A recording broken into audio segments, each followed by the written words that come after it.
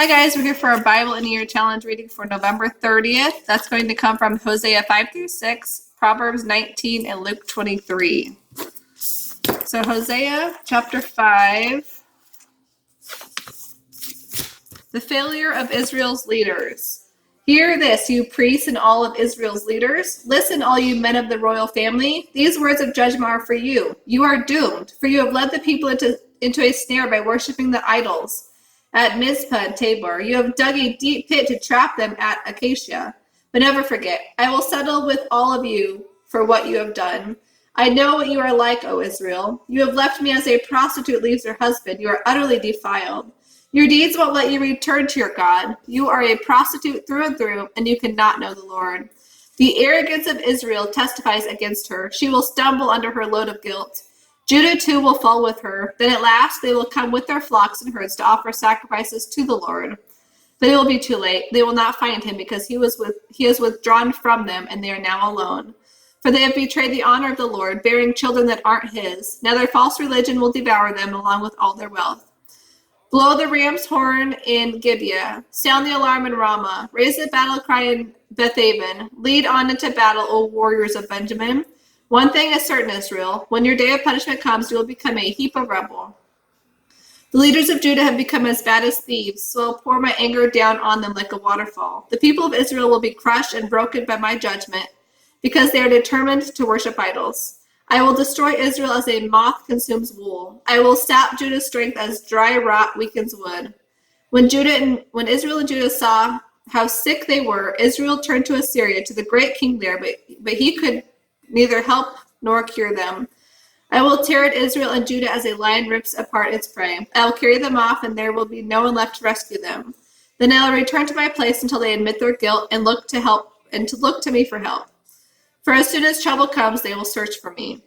And chapter 6, a call to repentance. Come, let us return to the Lord. He has torn us in pieces, now he will heal us. He has injured us, now he will bandage our wounds. In just a short time he will restore us so we can live in his presence.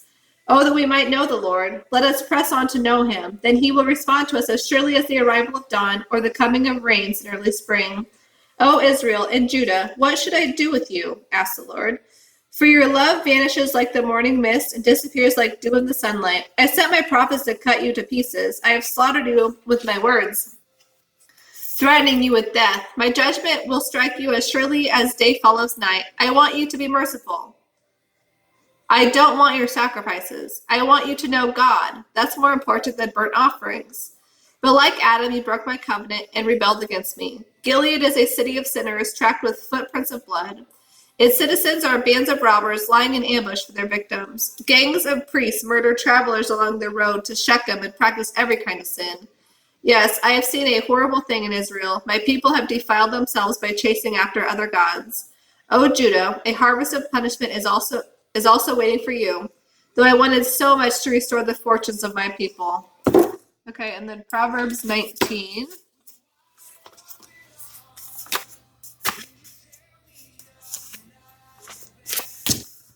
It is better to be poor and honest than to be a fool and dishonest.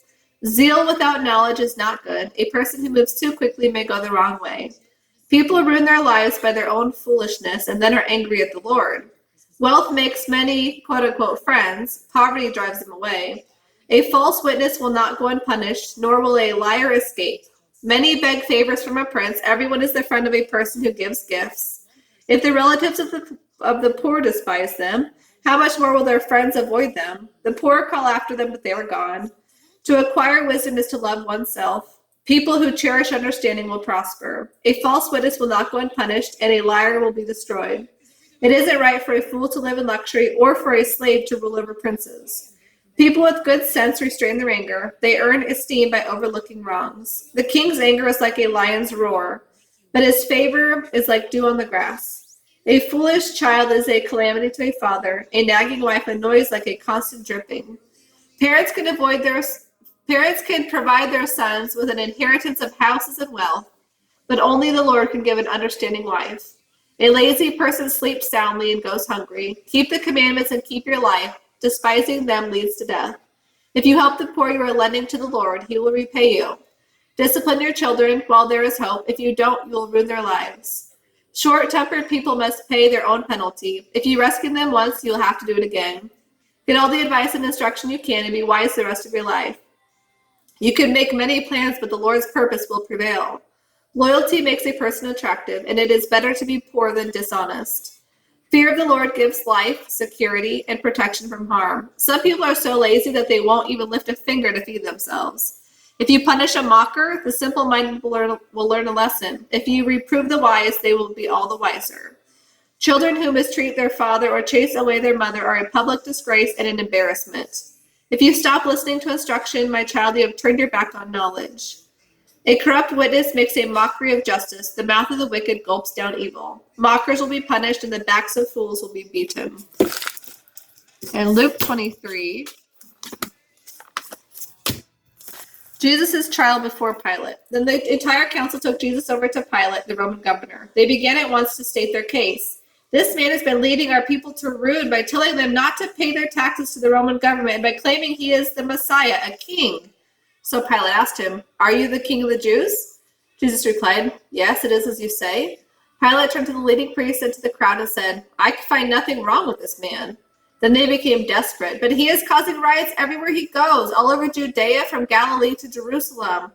"Oh, is he a Galilean?" Pilate asked. When they answered that he was, Pilate sent him to Herod Antipas, because Galilee was under Herod's jurisdiction, and Herod happened to be in Jerusalem at the time. Herod was delighted at the opportunity to see Jesus because he had heard about him and had been hoping for a long time to see him perform a miracle. He asked Jesus question after question, but Jesus refused to answer. Meanwhile, the leading priests and the teachers of religious law stood there shouting their accusations. Now Herod and his soldiers began mocking and ridiculing Jesus. They put a royal robe on him and sent him back to Pilate. Herod and Pilate, who had been enemies before, became friends that day. Then Pilate called together the leading priests and other religious leaders along with the people, and he announced his verdict. "You brought this man to me, accusing him of leading a revolt. I have examined him thoroughly on this point in your presence and find him innocent." Herod came to the same conclusion and sent him back to us. "Nothing this man has done calls for the death penalty. So I will have him flogged, but then I will release him." Then a mighty roar rose from the crowd, and with one voice they shouted, "Kill him and release Barabbas to us." Barabbas was imprisoned for murder and for taking part in an insurrection in Jerusalem against the government. Pilate argued with them because he wanted to release Jesus, but they shouted, "Crucify him! Crucify him!" For the third time he demanded, "Why? What crime has he committed? I have found no reason to sentence him to death. I will therefore flog him and let him go." But the crowd shouted louder and louder for Jesus' death, and their voices prevailed. So Pilate sentenced Jesus to die as they demanded. As they had requested, he released Barabbas,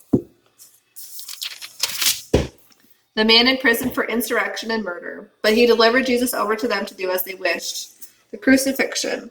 As they led Jesus away, Simon of Cyrene, who was coming in from the country just then, was forced to follow Jesus and carry his cross. Great crowds trailed along behind, including many grief-stricken women. But Jesus turned to them and said, "Daughters of Jerusalem, don't weep for me, but weep for yourselves and for your children. For the days are coming when they will say, 'Fortunate indeed are the women who are childless, the wombs that have not borne a child, and the breasts that have never nursed.' People will beg the mountains to fall on them and the hills to bury them. For if these things are done when the tree is green, what will happen when it is dry?" Two others, both criminals, were led out to be executed with him. Finally, they came to a place called the Skull. All three were crucified there, Jesus on the center cross and the two criminals on either side. Jesus said, "Father, forgive these people because they don't know what they are doing." And the soldiers gambled for his clothes by throwing dice. The crowd watched, and the leaders laughed and scoffed. "He saved others," they said. "Let him save himself if he really is God's chosen one, the Messiah." The soldiers mocked him too by offering him a drink of sour wine. They called out to him, "If you are the king of the Jews, save yourself." A signboard was nailed to the cross above him with these words, "This is the King of the Jews." One of the criminals hanging beside him scoffed, "So you're the Messiah, are you? Prove it by saving yourself, and us too while you're at it." But the other criminal protested, "Don't you fear God even when you are dying? We deserve to die for our evil deeds, but this man hasn't done anything wrong." Then he said, "Jesus, remember me when you come into your kingdom." And Jesus replied, "I assure you, today you will be with me in paradise." The death of Jesus. By this time it was noon, and darkness fell across the whole land until 3 o'clock. The light from the sun was gone, and suddenly a thick veil hanging in the temple was torn apart. Then Jesus shouted, "Father, I entrust my spirit into your hands." And with those words he breathed his last. When the captain of the Roman soldiers handling the execution saw what had happened, he praised God and said, "Surely this man was innocent." And when the crowd that came to see the crucifixion saw all that had happened, they went home in deep sorrow. But Jesus' friends, including the women who had followed him from Galilee, stood at a distance watching. The burial of Jesus. Now there was a good and righteous man named Joseph. He was a member of the Jewish High Council, but he had not agreed with the decision and actions of the other religious leaders. He was from the town of Arimathea in Judea, and he had been waiting for the kingdom of God to come. He went to Pilate and asked for Jesus' body. Then he took the body down from the cross and wrapped it in a long linen cloth and laid it in a new tomb that had been carved out of rock. This was done late on Friday afternoon, the day of preparation for the Sabbath. As his body was taken away, the women from Galilee followed and saw the tomb where they placed his body. Then they went home and prepared spices and ointments to embalm him. But by the time they were finished, it was the Sabbath, so they rested all that day as required by the law. That is all for today's reading. We'll see you next time.